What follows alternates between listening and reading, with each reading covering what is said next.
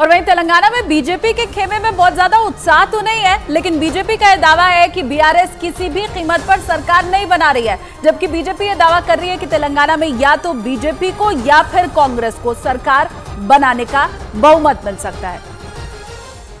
इसके लिए तेलंगाना के गोशामहल से बीजेपी विधायक अपनी जीत का दावा करने के साथ ही ये भी दावा कर रहे हैं कि इस बार बीजेपी 25 सीटें जीत रही है और 25 सीटों से ज्यादा जीतने पर उनके पास सरकार बनाने का फॉर्मूला भी रेडी है। अगर हम 25 सीट पार करते हैं तो बहुत सारे बीआरएस के विधायक हैं जो भारतीय जनता पार्टी के हमारे अध्यक्ष किशन रेड्डी जी के संपर्क में है, हमारे भंडी जी के संपर्क में है। बहुत सारे विधायक वहां से टूटेंगे और भारतीय जनता पार्टी में सम्मिलित होंगे और सरकार हम बना भी सकते हैं। चुनाव के बाद जीत के दावों के बीच में तेलंगाना के मुख्यमंत्री के चंद्रशेखर राव ने 4 दिसंबर को कैबिनेट की बैठक बुलाई है, जबकि 3 तारीख को चुनाव के नतीजे आने वाले हैं। लेकिन ज्यादातर एग्जिट पोलों में पिछड़ने वाली कांग्रेस ने ये उम्मीद जताई कि 3 दिसंबर को नतीजा उसके पक्ष में आएगा। 2018 में जीतकर मुख्यमंत्री की कुर्सी पर बैठने वाले कमलनाथ ने तो ये ऐलान भी कर दिया कि वो 2018 के नतीजों को दोहराने वाले हैं। मतलब कमलनाथ के मुताबिक वो फिर एक बार मध्य प्रदेश में कांग्रेस की सरकार बनाने वाले हैं। मध्य प्रदेश के पूर्व मुख्यमंत्री कमलनाथ ने एक वीडियो जारी कर कांग्रेस के कार्यकर्ताओं को ये भरोसा दिया कि 3 दिसंबर को मध्य प्रदेश में कांग्रेस ही जीत का परचम लहराएगी। हम सब जीत के लिए तैयार हैं, हम सब एकजुट हैं।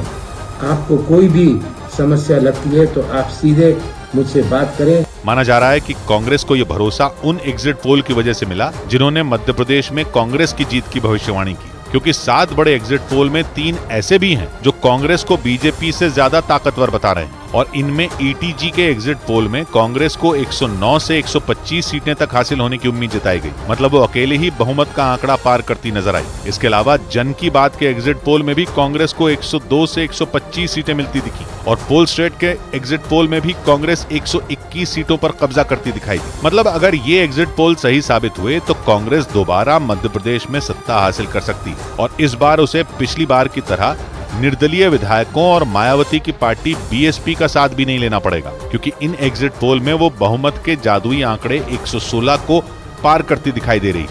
और इस बीच कांग्रेस नेता डीके शिव कुमार ने आरोप लगाया कि बीआरएस तेलंगाना में हॉर्स ट्रेडिंग की कोशिश में है और इसके लिए वो कांग्रेस के उम्मीदवारों से संपर्क कर रही है। ऐसा इसलिए क्योंकि एक दिन पहले तेलंगाना के एग्जिट पोल में कांग्रेस की जीत के संकेत मिले। डीके शिव कुमार का आरोप है कि एग्जिट पोल के नतीजे सामने आते ही बीआरएस ने खरीद फरोख्त की कोशिश तेज कर दी और दावा किया कि एग्जिट पोल में पिछड़ती दिख रही बीआरएस जोड़ तोड़ में जुट गई। कर्नाटक के deputy CM DK Shivakumar ने तो यहां तक कह दिया कि अगर पार्टी आलाकमान आदेश दे तो वो सिर्फ तेलंगाना ही नहीं बल्कि चुनाव वाले 5 राज्यों के विधायकों को संभालने के लिए तैयार है।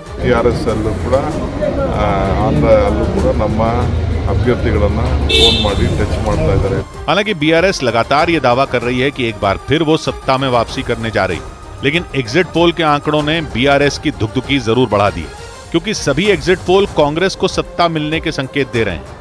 तेलंगाना विधानसभा चुनाव पर आए 6 एग्जिट पोल में 5 पोल कांग्रेस के पहली बार सत्ता में आने का अनुमान जता रहे हैं, जबकि एक पोल में उसे सत्ता के करीब बताया गया। कांग्रेस पार्टी को टुडेज चाणक्य के पोल ने तो 71 सीटें देकर प्रचंड बहुमत मिलने का दावा कर दिया, जबकि ज्यादातर पोल का अनुमान है कि केसीआर की पार्टी बीआरएस और एआईएमआईएम मिलकर भी सत्ता में आती नहीं दिख रही।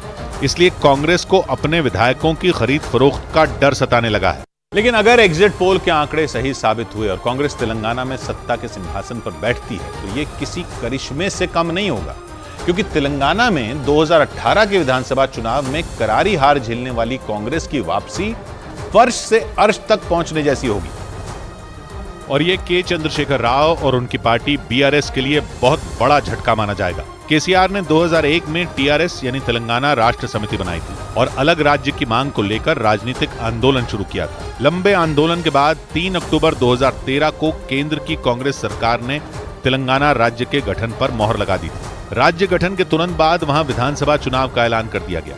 केसीआर नए राज्य के नए हीरो की तरह उभरे थे, जबकि कांग्रेस को उम्मीद थी कि नए राज्य के गठन का फायदा उसे जरूर मिलेगा, लेकिन ऐसा हुआ नहीं। केसीआर को बम्पर जीत मिली थी। इसके बाद 2019 में विधानसभा चुनाव लोकसभा चुनावों के साथ होने थे, लेकिन एक साल पहले यानी 2018 में ही के चंद्रशेखर राव ने विधानसभा भंग करके चुनाव करा दिए थे। नतीजा ये रहा कि मुख्य विपक्षी पार्टी कांग्रेस 119 सीटों में सिर्फ 19 पर सिमट गई थी। लेकिन राज्य में कांग्रेस के वजूद पर सवाल तब उठने लगे जब 19 में 12 विधायकों ने बीआरएस का दामन थाम लिया। कांग्रेस के पास सिर्फ 7 विधायक बच गए थे। लेकिन तेलंगाना में लगभग खत्म हो चुकी कांग्रेस के इस बार के चुनाव में बड़ा उलटफेर करके फर्श से अर्श तक पहुंचने के संकेत मिल रहे हैं।